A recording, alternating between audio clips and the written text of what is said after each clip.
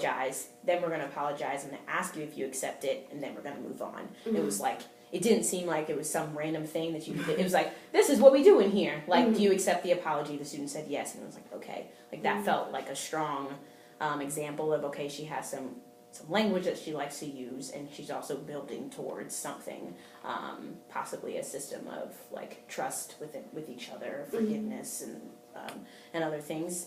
There was also some examples of you working to make sure that students had an opportunity to share. And also, if they didn't know, there were times in there where if they didn't know, like, do you want to ask a friend? Like, that is an engagement strategy. So rather than you asking a friend, like, sometimes you would have them select a friend, and then that friend could answer. There was a little piece there where that I'll talk about, like, okay, how can we up that a little bit with engagement?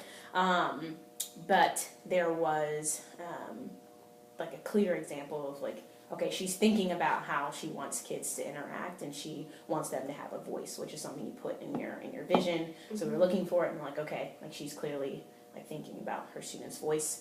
I was really excited after our conversation on writing and, like, going through those parts about writing, and you being like, oh yeah, like, it seemed like kind of a new subject, and then it was so obvious that you had found some resources somewhere, whether it's from your school or somewhere, and, like, done the work needed to begin truly understanding the writing process. And so that is really great, and I think that from there's so much you can, like, do with that foundational knowledge. So definitely good work in, like, being intentional about, like, I know what this process looks like, and now I'm working to teach my kids this process. So yeah. Also, just some basic things. You were definitely narrating throughout that transition from centers to writing.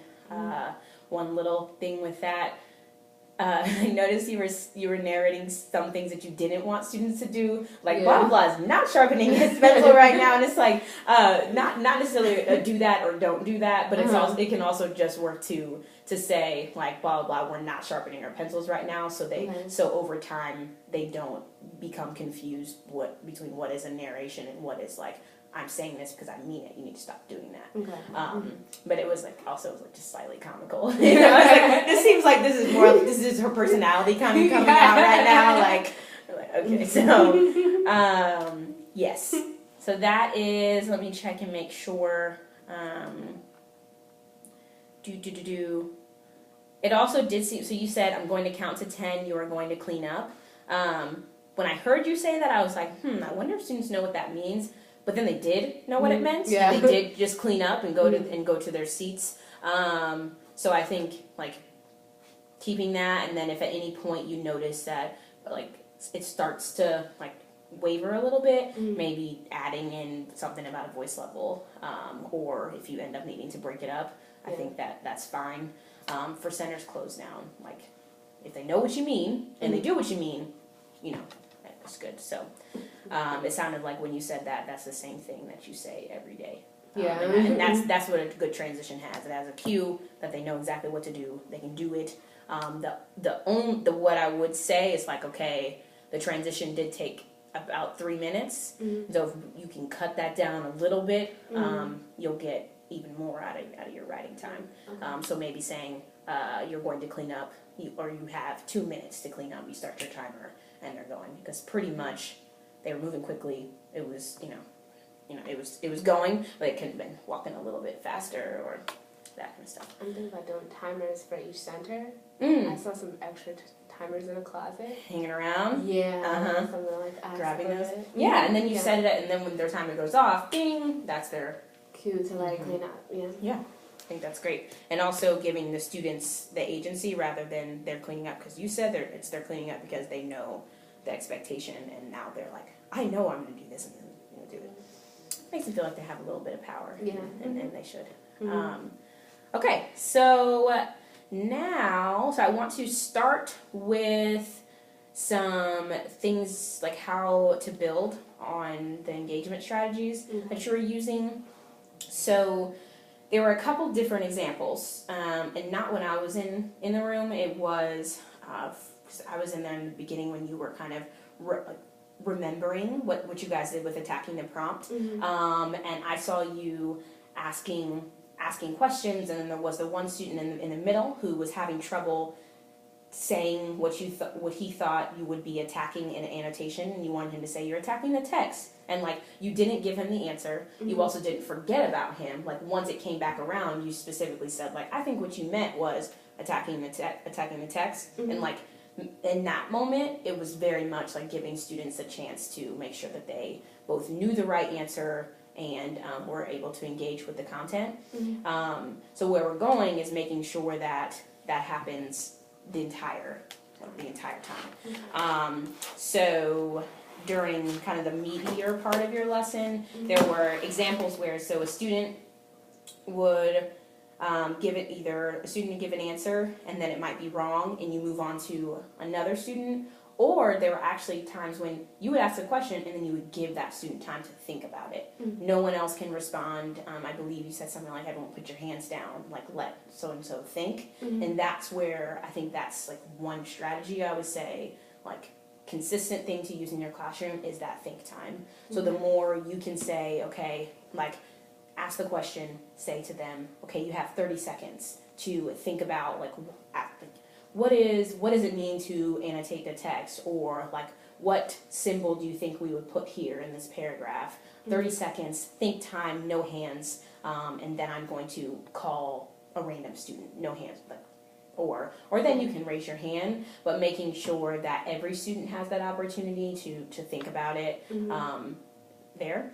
And then the next thing would be like thinking about some specific ways that you want students to respond.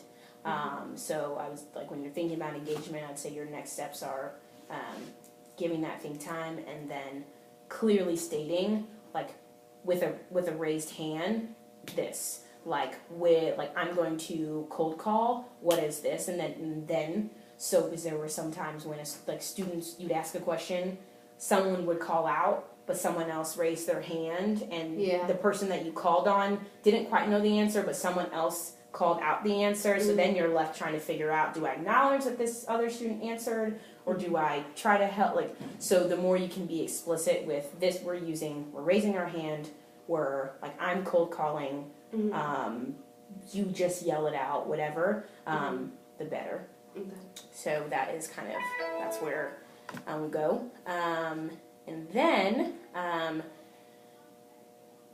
the assessment piece is where I'd like to go in your planning. So when we get to that, we'll go there. And finally, I think it really want to be strategic with the questioning and the way that you're allowing students to engage with the material. So you said you want to do the I do, then like I do, we do, then quick introduction, we do, you do, then just you do. I think that is like a strong mindset when you're thinking about teaching kids writing. But as we're looking at the lesson plans, we definitely need to be very intentional about, okay, like how are my students going to engage and do this? Because one of the things that happens with writing is like, and this happened with my students sometimes, was they could tell you everything about how to write a great essay. Every single step, they knew what the introduction was, they knew what they knew everything.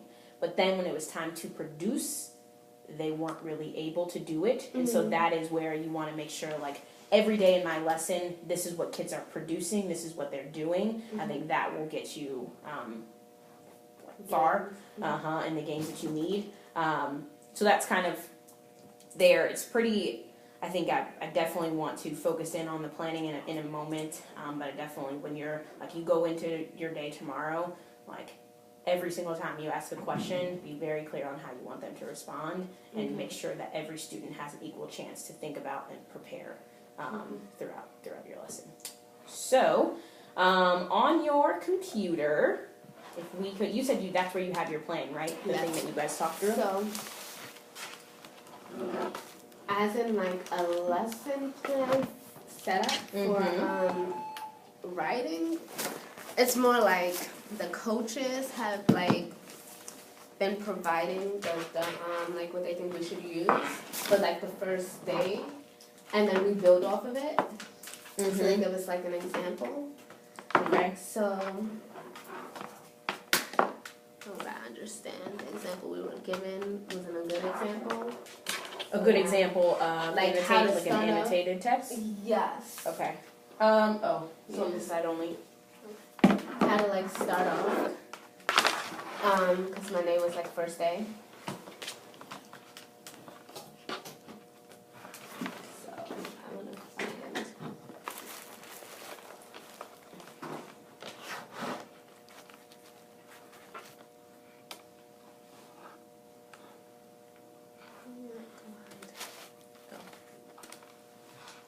It is November. Oh my gosh.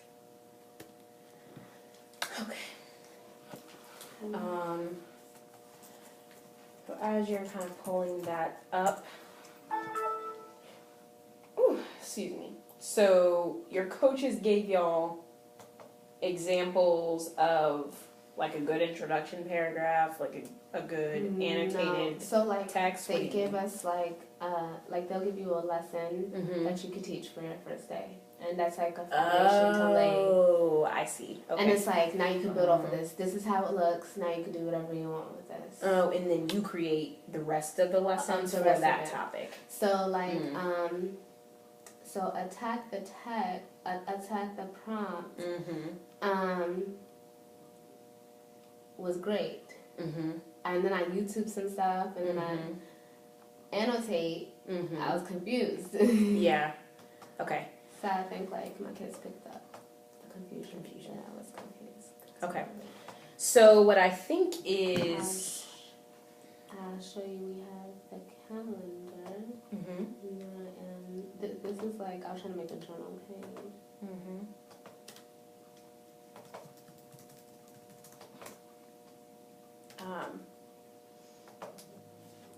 So I'd like us to kind of go through, to use the 6 topics that you guys have, and then go through, so if we're creating a plan for how we're going to teach writing for the whole year, what are the types of questions you ask yourselves, and what the type of outcomes you want to have. Luckily for writing, it's like 6 skills, that's it. And then you can like, just, okay, great, I can wrap my mind around that, as opposed to you know, the content. Also, there's like a lot of skills. Yes. So I think, so you have attacking the prompt. Yeah, this is it. This is the calendar. Oops. And then I'm going to pull up.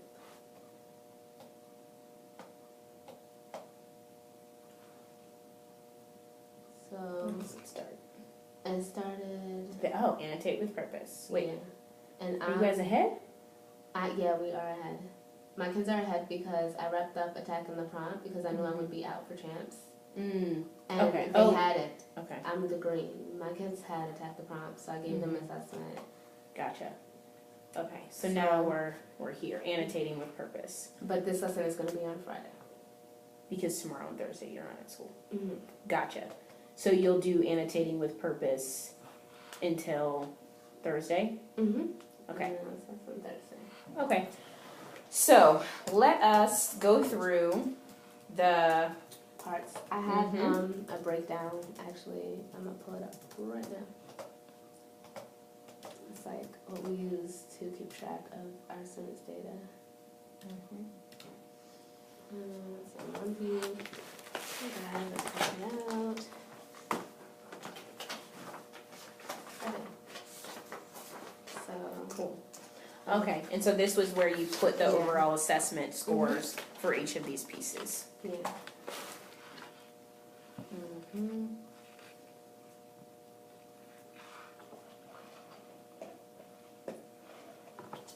So this is basically a 12-week thing with a 14-week plan because the last 2 weeks are the like just review.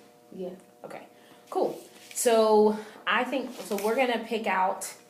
We'll start with 2, check our time, and then see where we go. I think annotating is actually a great place to work because it is, while being very specific with what you have to do, also a little bit non-specific. Yeah.